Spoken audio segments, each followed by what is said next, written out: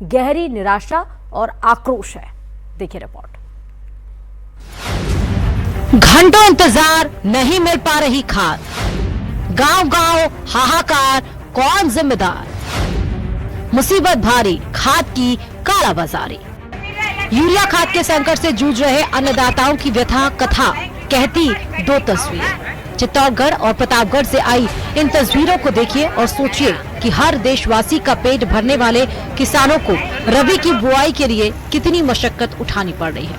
सुबह से लेकर शाम हो जाती है मगर एक बोरी खाद घर नहीं आ पाती। फसल जिसे उगाने में किसान अपनी जिंदगी झोंक देता है, लेकिन विडंबना देखिए, वही किसान फसल उगाने के साधन के लिए घंटों लाइनों में खड़ा है।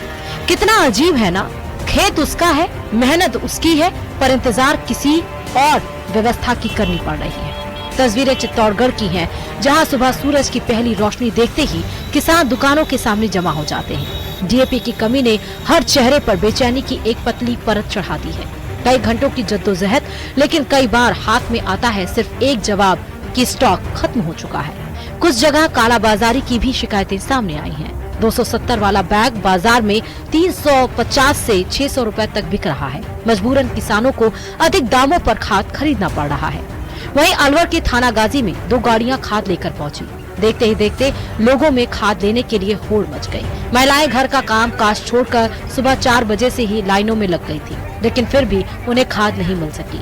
ये सिर्फ खाद का संकट नहीं, ये उस व्यवस्था की थकान है जो हर साल किसान की परीक्षा लेती है, और हर साल वही किसान मजदूरी, धूप, कतारें और कर्ज के बीच फंसा मिलता है।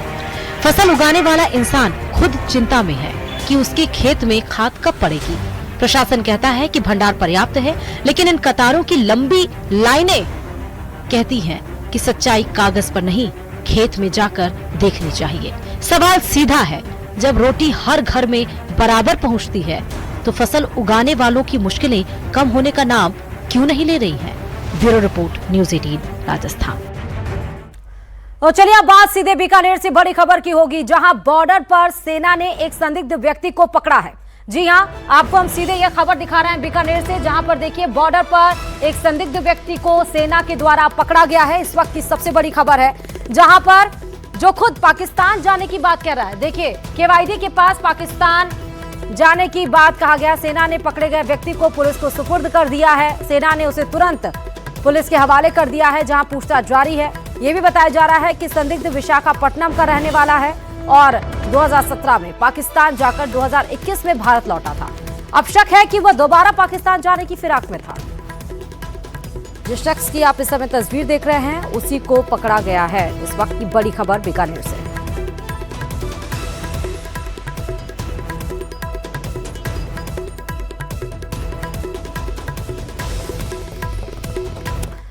बिरवाड़ा आहूजा की ओर से प्रस्तुत जनहित याचिका यानी कि पीआईएल पर सुनवाई करते हुए न्यायालय ने संबंधित प्राधिकारी नगरपालिका केकड़ी, अधिशासी अधिकारी, अध्यक्ष सार्वजनिक निर्माण विभाग के अधिशासी अभियंता, उपखंड अधिकारी केकड़ी सहित अजमेर जिला कलेक्टर को नोटिस जारी किए हैं।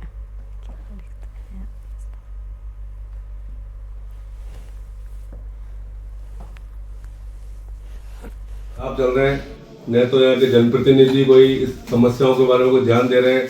अभी थोड़े दिन पहले जब बारिश का मौसम था तो जल भराव की समस्या हमने देखी, हर मोहल्ले हर गली में इस प्रकार की व्यवस्थाएं थी कि मतलब ऐसा लग रहा था जैसे कोई अपन नर्क में आ गए हो।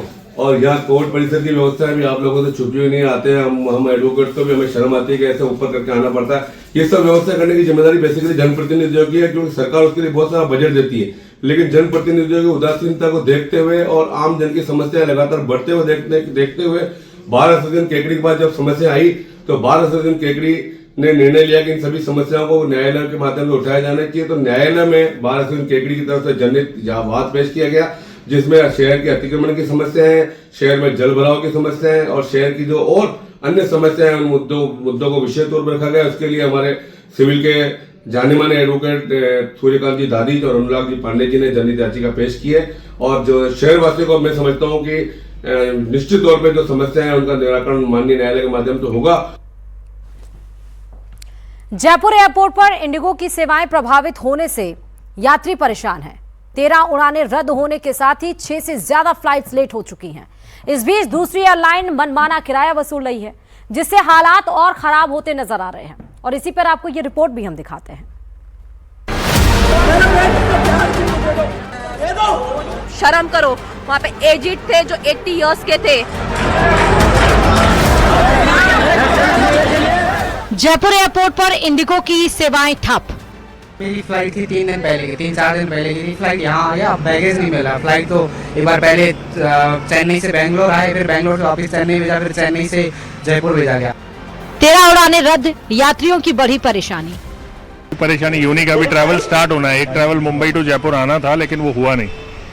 एंड हमको फिर दिल्ली से फ्लाइट कैच करिए, बॉम्बे से अलमाटी जाना है। मुंबई जा रहे हैं। आप भी मुंबई जा रहे थे? Yes. क्या स्थिति है अभी, क्या जवाब मिल रहा है?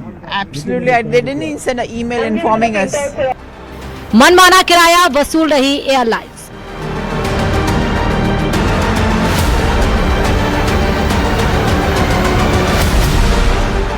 इंडिगो क्राइसिस खत्म होने का नाम नहीं ले रही है। जयपुर एयरपोर्ट पर भी संकट बना हुआ है, यात्री हैरान परेशान है, जबकि दूसरी एयरलाइंस इस मौके पर मनमाना किराया वसूल रही है। जयपुर में भी इंडिगो क्रू का संकट जारी है। 13 फ्लाइट रद्द होने के साथ ही करीब 6 से अधिक फ्लाइट्स लेट हो चुकी हैं। इस बीच रविवार को स्पाइस जेट की 2 फ्लाइट्स में किराया बढ़ गया है। शाम 6:15 की फ्लाइट SG 651 में किराया 37,977 रुपए और रात 11:20 की फ्लाइट SG 251 में किराया 37,977 रुपए है। हैदराबाद बेंगलुरु के लिए रविवार तक किसी भी फ्लाइट में बुकिंग फुल है।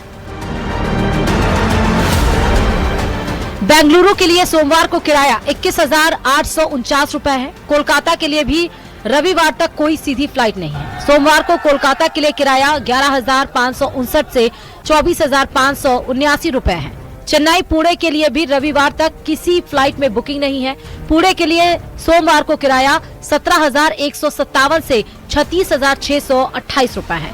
स्पाइस जेट पुणे के लिए सोमवार को 36,628 रुपए किराया ले रही है।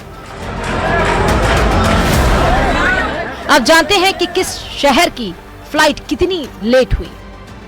देहरादून की फ्लाइट 3 घंटे, कोलकाता की 50 मिनट, जोधपुर की पौने घंटे, इंदौर की फ्लाइट 3 घंटे लेट हुई, चेन्नई की करीब 1 घंटे, अहमदाबाद की 3 घंटे लेट हुई, जबकि मुंबई की दोपहर की जो फ्लाइट है वो 1:05 पर रवाना हुई। लगाने का वेब चेक इन करते समय ये बोल रहे कि अभी यहाँ पे आपका वो फ्लाइट जो है कैंसिल हो गई। फ्लाइट तो कल का था, वो कैंसिल हुआ। कल फिर शाम को बोला, वो भी कैंसिल हुआ। सुबह आए फिर भी कैंसिल। अब शाम को आ रहे थे, let's try and get a booking for tomorrow at least. अभी कोई आंसर ही नहीं है। आगे सारे होटल सब बुकड है और वहाँ इंटरनेशनल बुकिंग में कैंसिलेशन भी ऐसे पोस्टपोनमेंट होता नहीं है। तो मैं आके समझ रहा हूँ कि अब क्या हो सकता है, क्या नहीं कर सकते। कोई जवाब मिल रहा है? नहीं, एजेंट के पास कोई जवाब नहीं है, ऑनलाइन कोई जवाब नहीं। कल से मैं तीसरी बार आ गया हूँ यहाँ पर। वहीं जयपुर एयरपोर्ट पर 13 फ्लाइट्स का डिपार्चर रद्द हुआ। सुबह 11 बजे तक 6 फ्लाइट और 11 के बाद 7 फ्लाइट रद्द हुई, जिनमें दिल्ली, कोलकाता, हैदराबाद, पुणे, मुंबई की भी फ्लाइट्स शामिल हैं। क्योंकि फ्लाइटों को लेकर के कुछ आंसर नहीं मिला, कईयों की फ्लाइट का जवाब मिलने लगा है फिलहाल, लेकिन अभी भी जो इंडिगो का काउंटर है वहां पर स्थिति यूं ही बरकरार है। कैमरा पर्सन अविनाश के साथ में अरबाज अहमद, न्यूज़ 18 के लिए जयपुर से।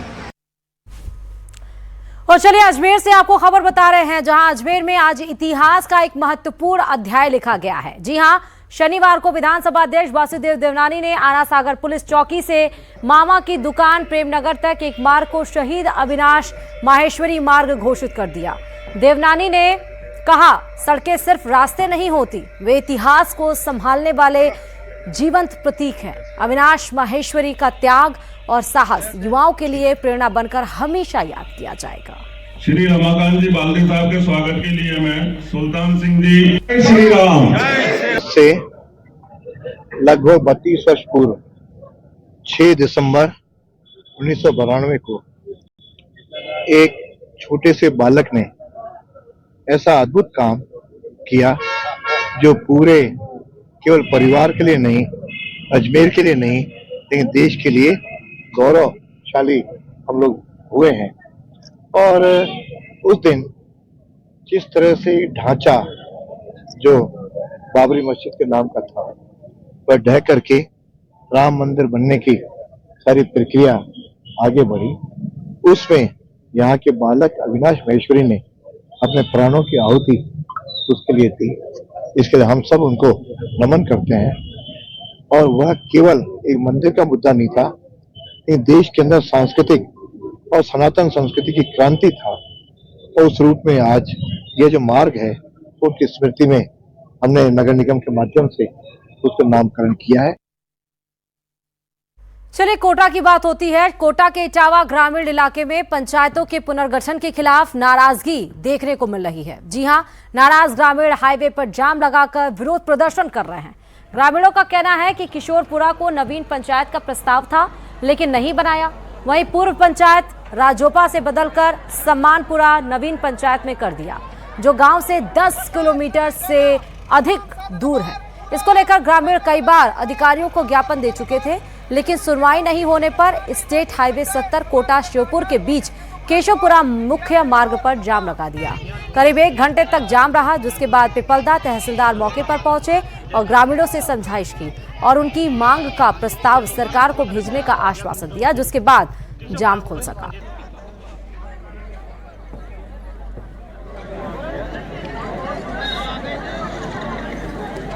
केशवपुरा आज़ादी के टाइम से ही राजोपा में जुड़ा हुआ था और वह हमारे लिए सरल पंचायत थी। क्यों? क्योंकि हमारे गांव 1.5 किलोमीटर दूर था, जो कि नवसर्जित पंचायत में सम्मानपुरा बनाया। सम्मानपुरा में हमको डाल दिया गया है। पूरी राजनीतिक व्यवस्था के कारण डाला गया है। ये केशवपुरा को सम्मानपुरा पंचायत जो पुनर्गठित हुई उसमें शामिल करने का विरोध कर रहे हैं लोग।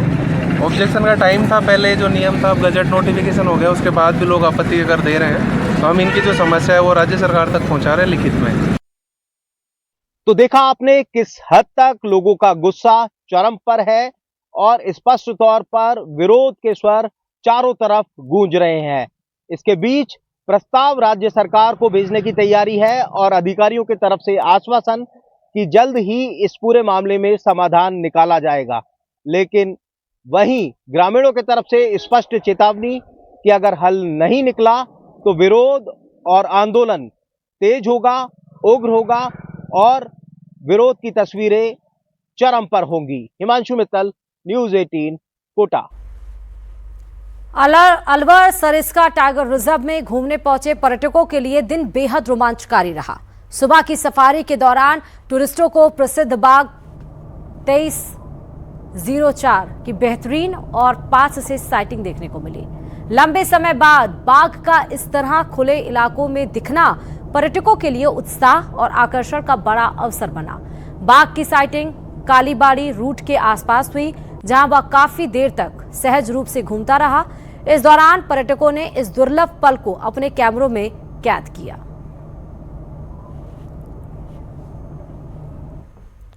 और उधर करौली शहर के रियासतकालीन ऐतिहासिक परकोटा परिक्रमा मार्ग और जिले के सबसे बड़े पांचना बांध को पर्यटन स्थल के रूप में विकसित करने की कवायद अभी तक कागजों में ही अटकी है।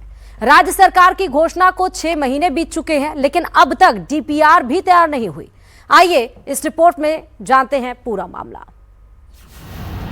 विकास की धीमी रफ्तार, परकोटे का कब होगा सुधार, परिक्रमा मार्ग अधूरा, इंतजार कब होगा पूरा। कागजों में विकास, धरातल पर धीमी चाल। करौली शहर का सदियों पुराना परकोटा, जिसकी मजबूती और भव्यता कभी रियासत की पहचान हुआ करती थी, आज जर्जर हालत में खड़ा है। कहीं दीवारें दरक चुकी हैं, कहीं अतिक्रमण ने परकोटे का स्वरूप बिगाड़ दिया है। इसके जीर्णोद्वार, परिक्रमा मार्ग के निर्माण और शहर के प्रमुख चौराहों के सौंदर्यीकरण के लिए राज्य सरकार ने जून माह में 20 प्रमुख परियोजनाओं की सूची जारी की थी। टीम ने करौली का दौरा भी किया, लेकिन इसके बाद काम की रफ्तार धीमी पड़ गई। करौली शहर का जो परकोटा और करौली शहर के जो पुराने एंट्रेंस के दरवाजे हैं उन सभी दरवाजों का और परकोटे का सौंदर्यीकरण करने के लिए पर्यटन विभाग से बजट का आवंटन हुआ है। उस बजट के आवंटन के अनुसार कार्य करवाने हेतु नगर परिषद के द्वारा डीपीआर तैयार करवाने हेतु टेंडर जारी किए गए थे। पहले एक बार टेंडर जारी किया गया था परंतु किसी भी फर्म ने टेंडर में भाग नहीं लिया था। इसके बाद में दोबारा रिटेंडर किया गया था। रिटेंडर में जयपुर की एक फर्म आई है जो पात्रता के अनुसार योग्य पाए जाने पर उसको वर्क ऑर्डर जारी कर दिए गए और शायद कल या परसों से जो फर्म है वो फर्म डीपीआर बना कार्य शुरू कर देगी और लगभग 20 से 25 दिन में डीपीआर बना करके हमें दे देगी। नगर परिषद ने डीपीआर तैयार करने के लिए पहले टेंडर किए लेकिन कोई निविदा नहीं आई। अब दोबारा प्रक्रिया के बाद जयपुर की एक फर्म को कार्यादेश जारी कर दिए गए हैं। फर्म को 25 जनवरी 2026 तक डीपीआर तैयार करनी है। इसी तहत पांचना बांध पर पर्यटन विकास की डीपीआर जल संसाधन विभाग की ओर से भी तैयार कराई जा रही है लेकिन अभी तक बजट जारी नहीं हुआ है। इसकी वजह से प्रक्रिया और धीमी हो गई है। जान जोखिम से जुड़ा मुद्दा भी है क्योंकि कई जगह क्षतिग्रस्त इतना ज्यादा है। पास में जो है रोडें निकली हुई हैं, रात दिन जो है लोगों का निकलना होता है, बस्ती हैं।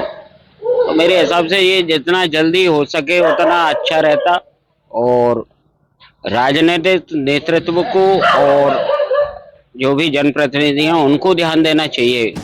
वहीं पांचना बांध जो प्राकृतिक खूबसूरती और विशाल जल राशि के कारण बड़ा पर्यटन केंद्र बन सकता है, उसके विकास कार्य भी बजट के इंतजार में अटके हैं। अगर पैसा आया हुआ है तो इसको जल्दी से जल्दी इसका निर्माण कराया जाना चाहिए क्योंकि देरी होने पर और ज्यादा नुकसान होने की संभावना रहेगी। परेशानी ये है कि मासूलपुर गेट एक आम रास्ता है और मुख्य धाम के लिए अधिकतर पब्लिक जाती आती रहती है। यही कहेंगे कि इसका उपयोग सही समय पे हो जाए तो अच्छा है, वरना पब्लिक को जोखिम भी है। कई जगह कोर्ट वगैरह क्षतिग्रस्त भी हैं, ऐसे भी हैं जहाँ गिर सकता है, दुर्घटना भी हो सकती है।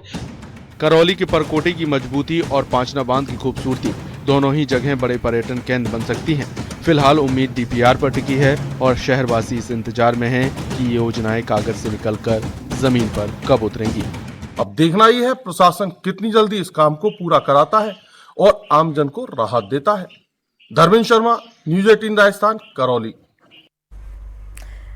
और चलिए इसी के साथ इस बुलेटिन में फिलहाल अभी के लिए इतना ही। बाकी अन्य खबरों के लिए देखते रहिए न्यूज़ 18 राजस्थान।